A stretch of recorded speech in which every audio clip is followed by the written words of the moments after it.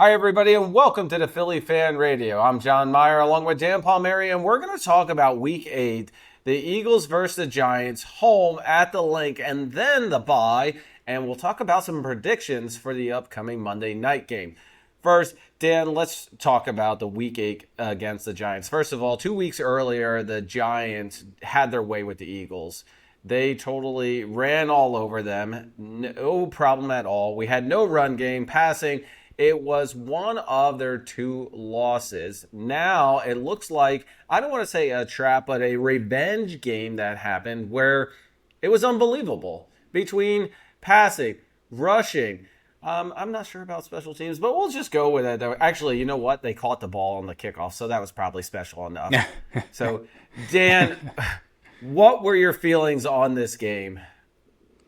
I was surprised because I think I mentioned it in the last episode. I wasn't sure what exactly would have changed. I thought the Eagles would win, but I didn't realize that, between 2 weeks ago and this coming week, that a lot had changed in terms of they would completely 180 the script. So I was pleasantly surprised with that. They finally, this was obviously the most complete game they played all year, and they finally looked like the Super Bowl winning team from last year, where they just controlled the line of scrimmage on both ends, which was very surprising that they got pressure with their front four. Running game was amazing again, and Jalen did what he had to do. He was very efficient, very accurate, and he didn't pass for a ton of yards, but we didn't need him, which is exactly the whole argument that we've been saying, is that the stats aren't there yardage-wise for Jalen last year and at points this year because he just doesn't need to. It's not that he can't. He was putting up 350-yard passing games the previous weeks, and everybody's like so shocked. It's like, oh my God, I didn't realize he could do this. Well, obviously he can, because the only reason he didn't have the stats last year is because you had a 2,000-yard rusher. Yep. And I think that this game, I hope, was a springboard to the second half of the season as to what to do. And I'm pleasantly surprised with the direction that they're going. Dan, we talked about it in the last one and the way things were going offensively for the offensive line, and that maybe it's not Petula, right, going into it. But the other flip side of that is A.J. Brown was not in this game, hamstring, which everybody's like, hey, all the times that A.J. hasn't been in, the Eagles have lost, blah, blah, blah. But I'll tell you what, they did it in this game. It wasn't who was in it. It was how they played. They still had the same people in there, minus AJ, and they had 2 running backs over 100 yards. Saquon got over 150 yards his first time all season long. Then Tank Bigsby, who totally annihilated them. I think he got 30 yards on one of the runs when we needed 23. Yeah, who the hell saw that coming? Literally, he just, in his name, he rolled over, he tanked over them. It was amazing to see this happen. And you mentioned we didn't need Jalen to throw over all that. We didn't need him to go 300, 400 yards. We needed a complete game. I don't care if they got 150 yards in the game and he had all the throwing, the defense played it, the special teams, and it looked complete, because stats don't matter as long as it's a clean win. And some are going to be ugly. Yeah, you can't expect to blow out teams every week. All the teams have down games. This past week where the Eagles had the bye was a perfect example of that. You got the Lions losing to subpar competition. You have the friggin' Packers losing to subpar competition.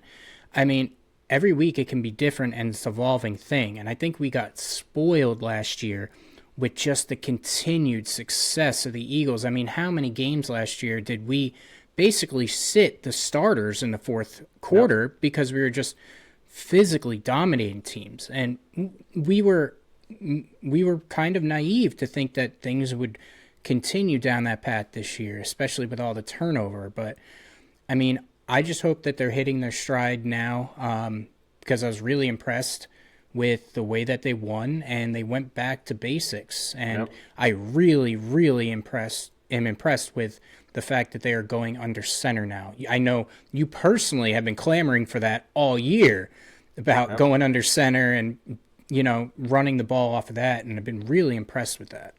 I think they played really clean in this game. It was a complete team and effort. And some of the stats, let's look at this. The Eagles, for passing yards, only 151 passing yards. And you're like, only, well, you had Smith, you had Goddard, you had Jahan Dotson in there. But then you flip side of that, there were 276 rushing yards. Amazing just to see that progression on it. 427 yards. On the flip side, the Giants only had 246 yards, 68 rushing yards. Now, unfortunately, and we're a diehard Eagles fan in the conference, and I'm going to say 9 times out of 10, we don't like the opposing team, and if they get injured, oh well, who cares? But Scatterboo went down with basically broke his ankle in this game. It was a horrible thing. I got to put my hat off to the Eagles fans for standing up and giving him an ovation of going out, because he's not cocky, right? And you respect him out there and some of his efforts. So that's why they only got kind of 68 yards, because they didn't have anybody else really to run like he did. Yeah. Being there, I can tell you that the atmosphere was... I mean, anybody who says that the Eagles are disrespectful at certain times, yeah, okay, so every fan, every team is going to, or every team's fans are going to be disrespectful at certain times, but when you see something of that magnitude, they didn't show it, they didn't indicate anything, but you could see immediately the players called for the cart, and you know some serious shit went down, and, it's just... you got to look at the human element when it comes to things like that, and it's just a shame. I love the way he played. I hated his jersey, but I love the way he played. He played hard. That's like when Saquon was on the Giants. I love the way exactly. he played, but I hate the jersey. Yeah, he played hard, and you just hate to see it. And I hope he comes back healthy. I mean, he's not...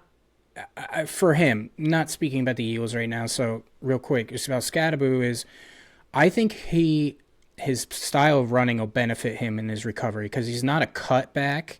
He's not going to try to juke people. He's going to try to run over people, so I hope that plays in his favor, because I really would like to see the Eagles battle with him over the next several years, and I really hope that everything is going well. Hopefully the Giants do him right, not like their other running back who... Yeah. Will remain. And hats can't speak off to the franchise. Yeah, exactly. And hats off to Big Dom. I mean, you didn't hear anything from him. It was everybody else reporting that Big Dom showed up at the hospital with a pizza and cheesesteak for Scatterboo. I mean, that's a class act right there. Yeah. And, it was scary because the initial reports were, okay, dislocation, but then you heard that he had to be rushed into surgery, which means only one thing, is that the bone came out. And the first thing that goes to my mind personally is Alex Smith. When that happened, it got infected, all this stuff came out, and I'm just thankful that things didn't go that way this time, definitely. Exactly. Dan, I think in this game against the Giants, I can't say I don't know what has changed. I mean, from 2 weeks playing them prior, the line just seemed to hold, right? Hurts had chances in the pocket to throw it, had chances to make those decisions, whether they were quick ones or throwing bombs down the line. Even including, you saw that Saquon had opportunity to break free. And it's not that the Giants defense totally sucked or anything. I mean, look at the week before or 2 weeks before when they played them. It's the same people. It's basically the same personnel. Maybe one or two are switched up, but it was just phenomenal to see them. And I'm hoping, just like you said, they are turning the corner on the season, and all this stuff is progressing.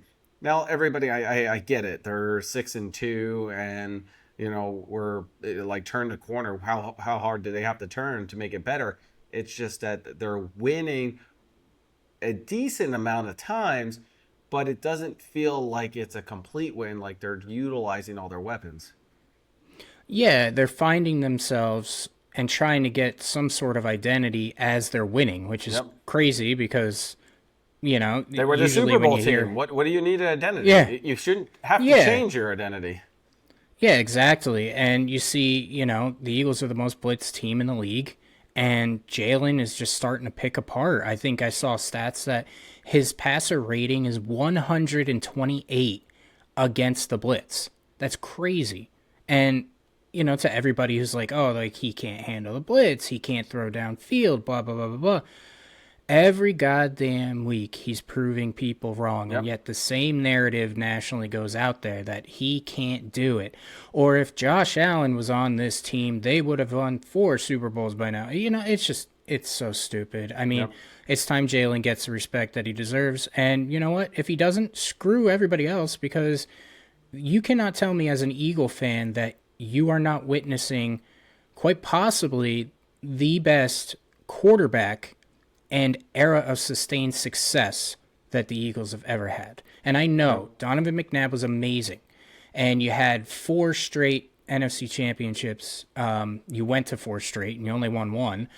But still, to see this level of dominance, 2 Super Bowls in 3 years, I think, 3 and 8 years, we are the class of the NFC, and it's a really good feeling. And, I find myself just trying to remind myself that I was alive during the 90s when it was so hard to be a fan of this team because you got ridiculed.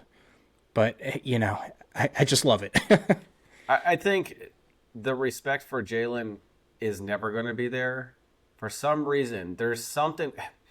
While I don't get it. So, in the flip side of that, you look at the Cowboys and all the respect everybody's given to Dak or Patrick Mahomes. By the way, I can't stand the commentators for glazing the crap out of him every single chance they get. But you look at that, and they're what is the Chiefs 4-5 now? 5-4 Or 5-4, and they're like 3rd in their division. Amazing enough, why isn't Hurts getting the respect that he deserves from the league? Just because he's not doing a cool play here and there, but he's doing it. His stats, if you look at his overall stats, not the numbers, but the completion rate of everything that he's doing, the attention, the running, the rushing yards, the touchdowns, and his decisions. What's he have? Does he have 1 or 2 interceptions of the year? He's 15 touchdowns passing to 1 interception. One interception. We are right now this record. We're going into week 10. But you look at that. Where's the respect from him? He's making solid decisions. So I think all you haters out there, suck it up. You just don't like the Eagles, no matter what or who's in the position for it. Mm-hmm. And Hurts is doing it. And when we go to the Super Bowl again this year, you better shut the heck up. He gets penalized for the fact that Howie put together a good roster. And I've never heard of that. I've never heard of that before, that the quarterback is not getting credit because the roster around him is good. Yep. I mean, it's just the weirdest thing I've ever heard. But I don't give a rat's ass if he gets the respect or not. The guy wins, and I get to go see NFC championships almost on a yearly basis and, get to root for Super Bowls. So yep, exactly. I don't care. Well, speaking of Howie, let's talk about Week 9, the trades that came in. Dan, is Howie the man or what? Like, how does he do this shit?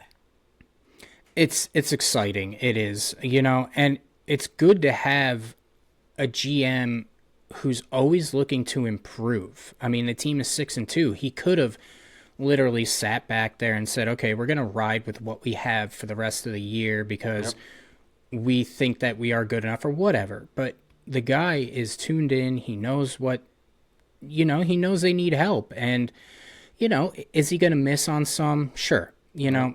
But I think he said a great line that's pretty common, but he said it in his press conference. You miss 100% of the shots you don't take.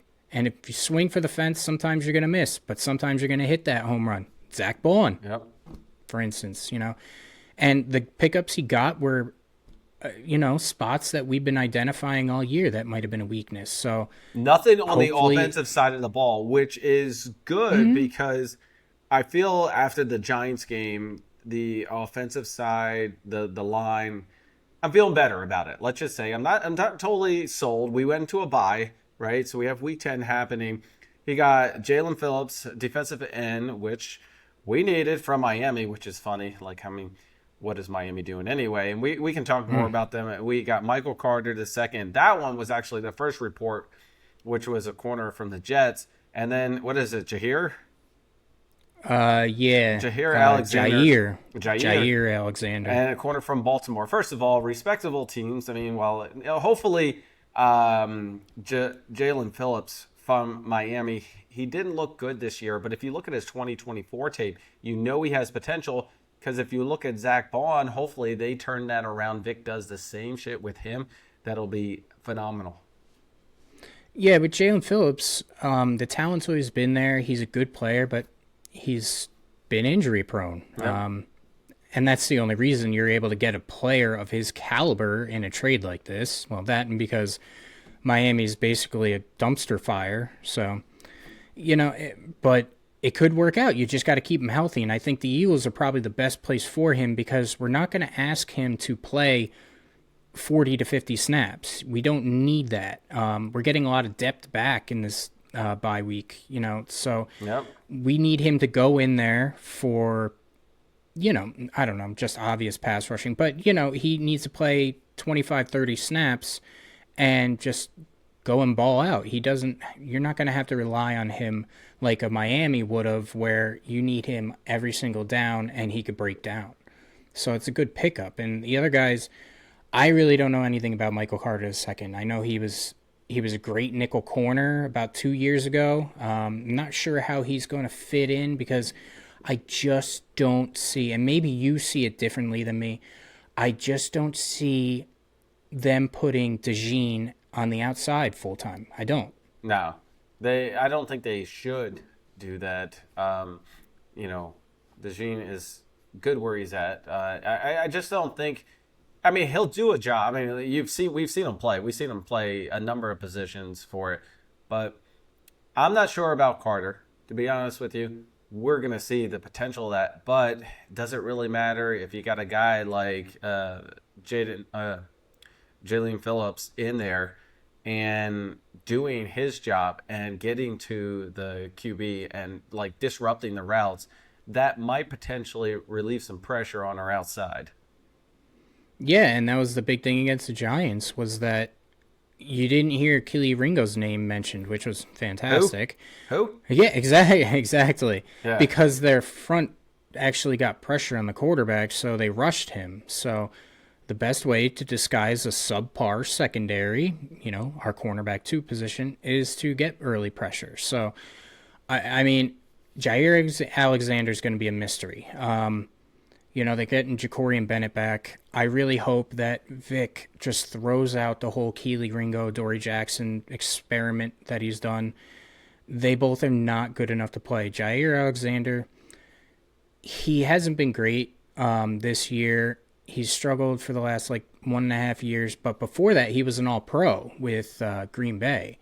So it's not like the guy's a bum. So we'll have to see who rounds into form, who comes, and steps up. I've always been a big fan of Ja'Cory and Bennett. I liked what I saw in preseason. I was disappointed he got injured. I just don't want to see Kelee Ringo out there anymore. And everybody's like, oh, well, I've heard people say Jaire Alexander isn't that great anymore. Well, you know what? He can't be worse. Nope. That's the simple fact. You can't be worse than what they were getting at the cornerback 2 position. So anything is better. Well, and we're also getting a number of people back for, you said Nolan Smith. You already mentioned Bennett. Brandon Graham's going to be starting here against the Packers. BG. Yeah, so BG. And that's only on the defensive side. AJ's going to be back for the Packers thing. All right, I gotta mention it. Did you notice that AJ's still on the team? I did catch a glimpse of that. Yeah. Did you really think he was going anywhere? No, he wasn't, people. I'll tell you what, they weren't shopping him. They weren't even doing anything. It's just, I love everybody saying, hey, everybody, AJ's still on the team. He wasn't going anywhere. Yeah, and people who say that didn't really look into the financial ramifications of if they were to get rid of him. You think that a multi-billion-dollar organization who wants to make the Super Bowl is really going to let $30 million just hit their dead cap? It's not possible. Now, we sat here and we were like, oh, well, would we have gotten rid of him or whatever. But the truth is that you don't get rid of him. Now, in the offseason, I can't speak for that, but there was no way in hell they were letting him go. They wouldn't have eaten the dead cap. No, what was the actually going back to the T.O. days? Did T.O. have any dead cap space? He was detrimental. I don't know to the how team. I don't know how the hell that one worked. Let's see. But his contract had to be minuscule as to what the guys are getting nowadays. Oh my God. Any dead cap when let go by the Eagles? Let's try this. Chat GPT for the win. Wow, Google for the win, which does it. Oh yeah, you want to know what his dead cap was? Go ahead. Okay, so when the main financial issue resolved around the signing bonus he received when he signed a 7-year, $49 million. That's it, 7 years, 49. How things have changed. Yep, exactly. After suspending him for conduct detrimental to the team in November of 2005 and releasing him in 2006, they got, I think he says, saved the Eagles $4.5 million. There was no dead cap. Jesus. Saved it. Okay, then. Oh. Oh my God. The Eagles actually sought to recover $1.7 million of the $2.3 million signing bonus. Oh my God. Wait. And an arbiter eventually ruled in favor of the Eagles in 2008, determined that Owens still owed them approximately $769,000. That's a win for the Eagles. Yeah, no kidding. You saved money getting rid of that. I went the other way. Sorry, everybody. We went off on a little TO stuff. We remember, I think, going back and then. I mean, granted, he was doing sit-ups in his New Jersey driveway, but hey. I'll always remember that. Choppers flying over and he's doing sit-ups. That was like the talk of everything. That was crazy. Okay, so going back to it, returning after the bye. So the Eagles are on a bye. And, the Eagles, I always say the Eagles won during the bye week. And, in fact, Dallas is going to win this week. They can't lose. They suck. They'll find a way to tie. Don't worry. Yeah. I don't think there should be ties at all. You should just go into overtime. I agree with that. So ties like kissing your sister. None of that shit. Learn from experience. Anyway, so I gotta take a second here. Good God. Oh, my God. You're a sick man. I was dying laughing here. And by the way, I'm not cutting any of this out. Fuck it. I'm dying. Dan's getting me going. So let's look at the Eagles play on Monday night against the Packers at 8:15. Dan, it has been the talk, and there's a huge issue right now if you have YouTube TV that Disney and them are having issues. In fact, if you missed it this past Monday night, unless you signed up for ESPN, I can't stand that y'all have to sign up for apps to do this. This is becoming more expensive than actually owning one of anything. Mm-hmm. I'll tell you what, if I can't watch the game, I would be really pissed. But I already signed up for ESPN because I don't want to miss the game. And then I'm going to cancel it because y'all suck with this crap. Mm-hmm. Yeah, I'm going to do the momentary purchase and just cancel it as well because it's just ridiculous. I'm tired of it. Find a new account, sign up for the trial, and then cancel. I'm done. Yeah, exactly. I'll create a new. You get the 48-hour trial. Yeah, literally. That's exactly what I do. I can only imagine the millions that they're losing because of this crap too. And there are so many conversations like this conversation should be over. People, let's stop talking about this. It's all about money and how much they're going to get and receive and get paid for this. And everybody's putting pressure not only on YouTube, but on Disney to resolve it. Disney's wants everybody to come over to their streaming services. And you know what? I'm tired of having Disney, ESPN, Paramount, Prime, YouTube, all this just to watch football. Yeah, that, and you have all these streaming platforms, and I find myself every single night not having anything good to watch. That's exactly it. I don't know. Let's watch something we've already watched 10 times. Yeah, exactly. Repeats. All That's all we're right, doing. so back to some Eagles stuff. Returning from the bye, Nolan Smith, we've already mentioned. Jacorian Bennett, which he's played decent for it. BG, AJ Brown. I'm just hoping, Dan, after this against they beat the Packers, I'm really hoping that all the AJ talk goes away. Whether he gets the ball or not, I'm just sick of it. Yeah, me too. And I can't wrap my head around it. They had the first time that they spoke with him in 2 weeks since the whole using me but not using me post yesterday. And, the only question pertaining to it was, do you want to be here? Yeah. And he said, yeah, of course. Well, there was no follow up to it. It's like, okay, if you're a reporter, don't you have an obligation to say, why did you feel that you made that post? Yeah. What was did the you need of mean it? by that? Yeah. Yeah. What are you looking to get out of it? Because there's nothing good that's going to come of everybody sitting here and speculating. And Jalen's got to answer the question, did you see the post? Nick Sirianni's got to answer the question, did you see the post? And for the last few weeks, we've been speculating, are they going to move on from him? Are they going to trade him? It's taking away from the team. So there's nothing positive. I'm just kind of tired of hearing it.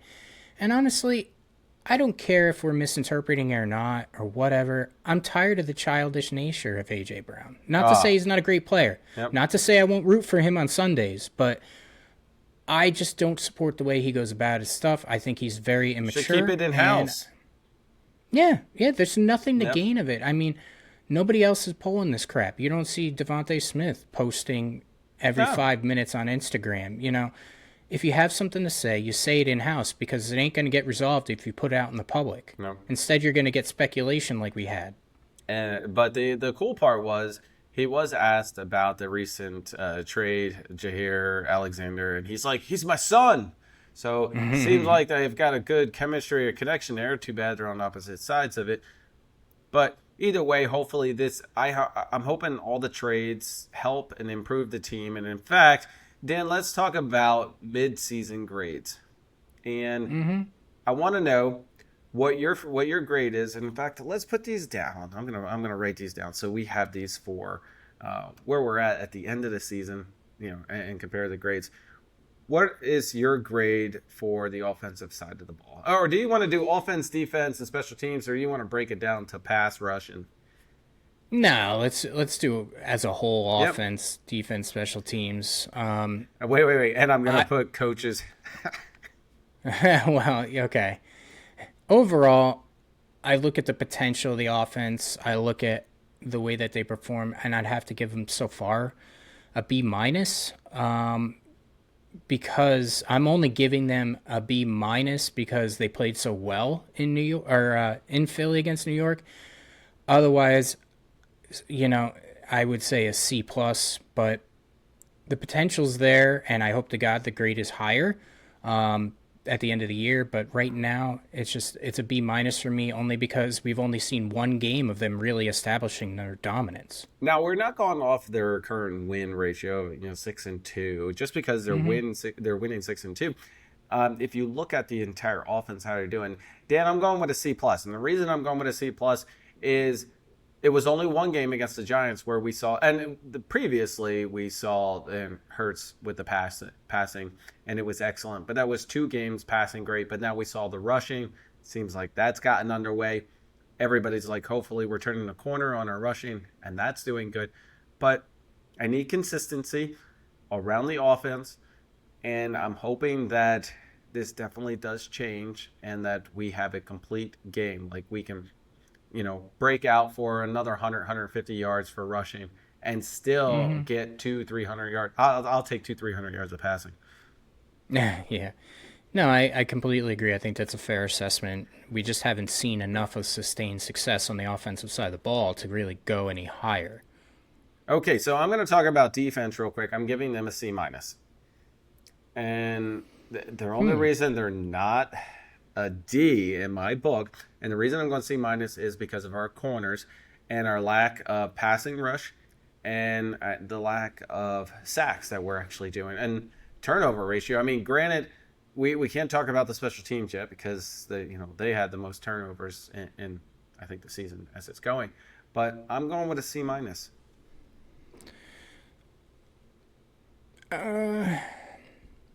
gonna have to go with.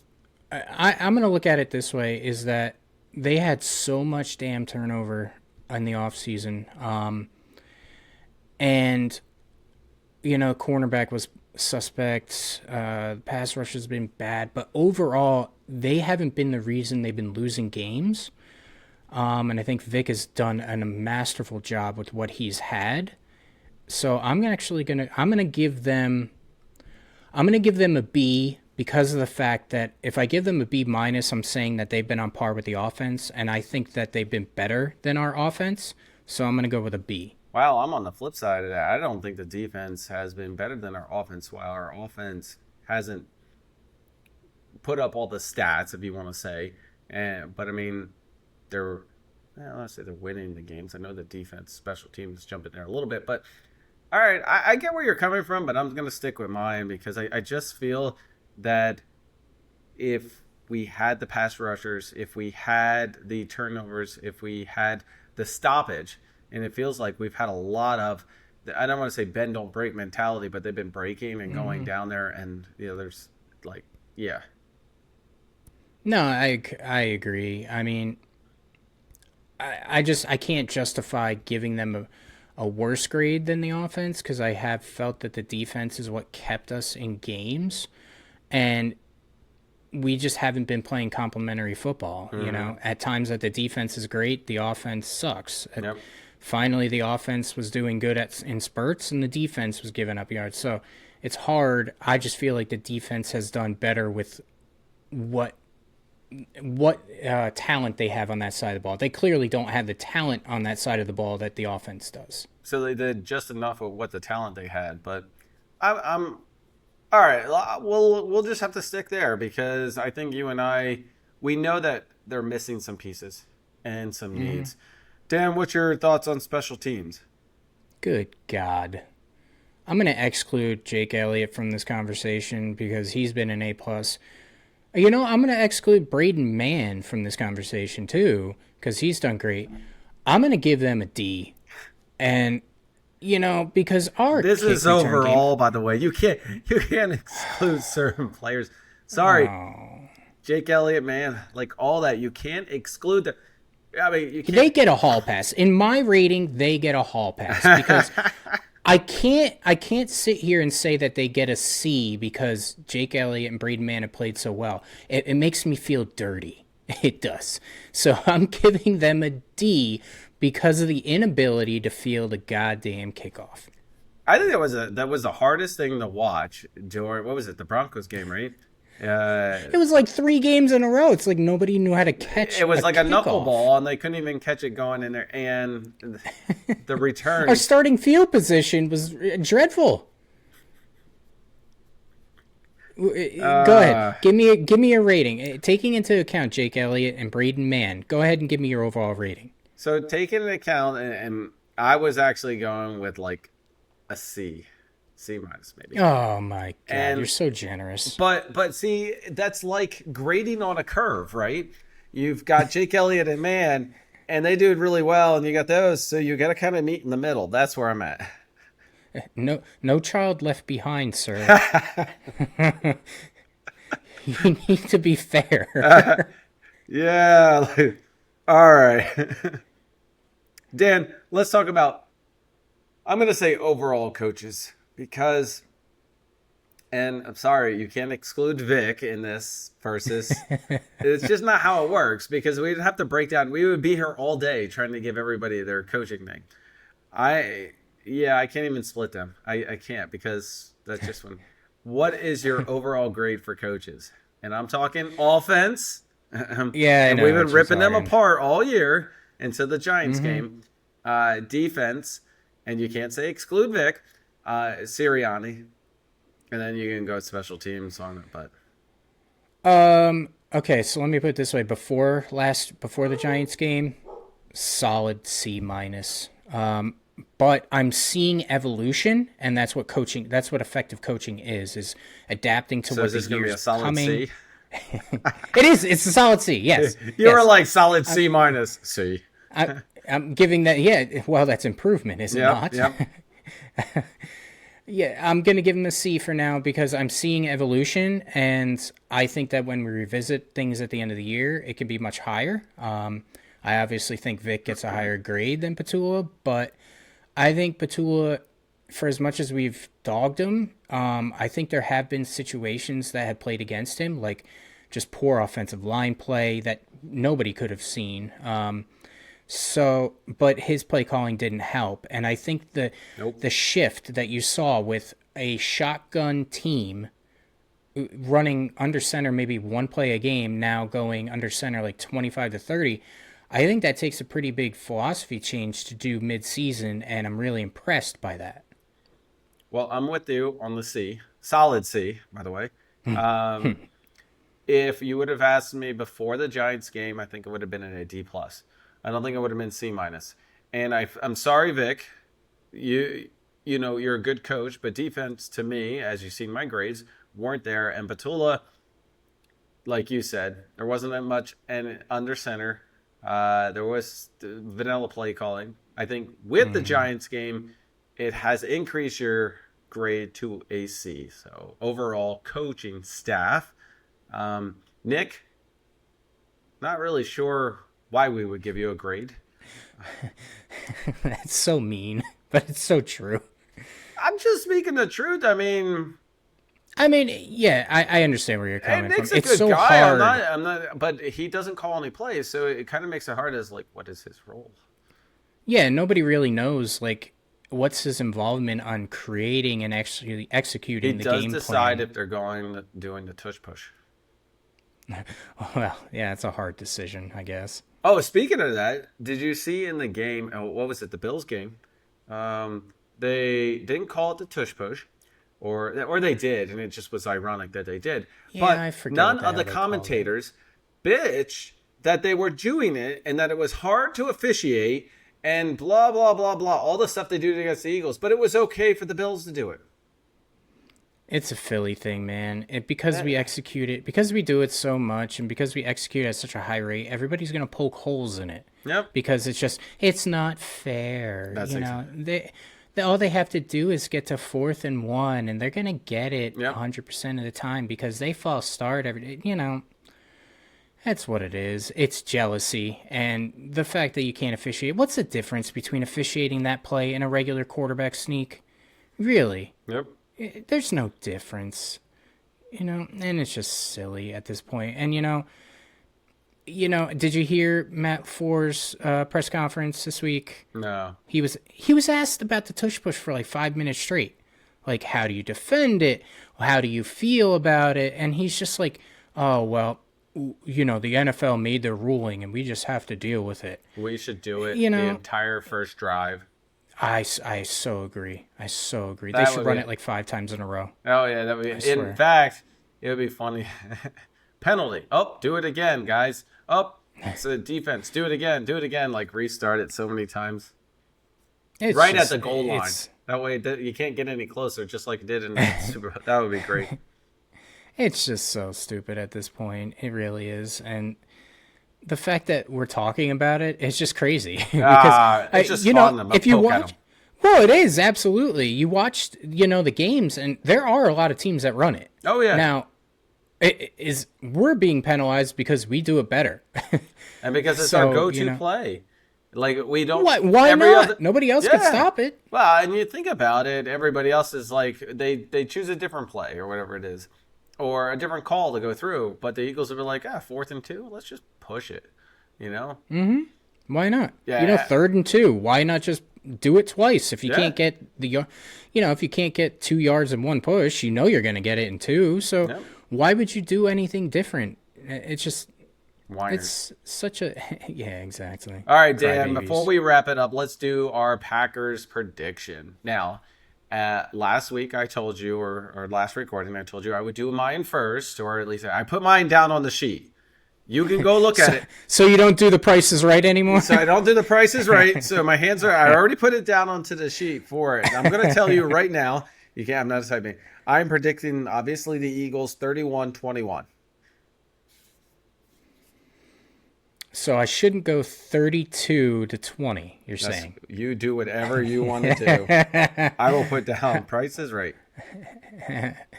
No, I actually think it's an odd game because I just actually saw, I don't know how it's going to play out, but I actually saw there's a prediction of snow. Yeah, they're high like 20s with 20-mile-an-hour winds, which plays in our favor, I think, because we're a better running team. Yep. I actually see us going 27-17. So, okay. All right. I think we're really going to establish ourselves on the ground this time. And I would like to point out that my bold prediction for the Giants game panned out. I said that Saquon Barkley would get his first 100-yard game of the season, and, it's fantastic. Yeah, yep. That's pretty good. I mean, hey, you're at least right once in your life. This will be the time. Okay, I'll go with another bold prediction on this one. Oh, I got to write this down. I think the team is going to get more than 4 sacks in the game, and I think Jalen Phillips is going to get at least, I'm going to put him over half sack. Over half sack? Well, not 3/4 sack. Like, okay. Over half. Yeah, okay. Over half. He's going to grab. Come bullshit on. Thing is over a half sack. All right. He's going to get more than full or not. If it's a full okay, he's going to get a sack. Okay. He's going to get a sack, at least one. How about that? I'll take that. And if he gets a half sack, I'm going to kill you in the next podcast. If he gets a half sack, you still win because I didn't predict anything. I mean, we'll round it to the nearest one. Bam, 1. I mean, yeah, we round up. There you go. Talk about me going prices, right? You're like half sack. So if he gets 1, you're good because you said half. Or none. You're like, well, I only said half. Like, well, I have some insider trading like all the other sports are doing. I have the inside track on some sports betting. Yeah, well, let me know how that. In fact, let's talk offline. I just need to increase my bet. Okay. All right, everybody. We got to wrap things up. Thanks for watching the Philly Fan Radio. I'm John Myer along with Dan Palmieri. And Dan, I'm going to let you close us out. Yeah, I think we're going to see a good team on Monday night. And I think that as an Eagle fan, we can be very optimistic. And, go Birds. All right, everybody, go Birds. We're out of here.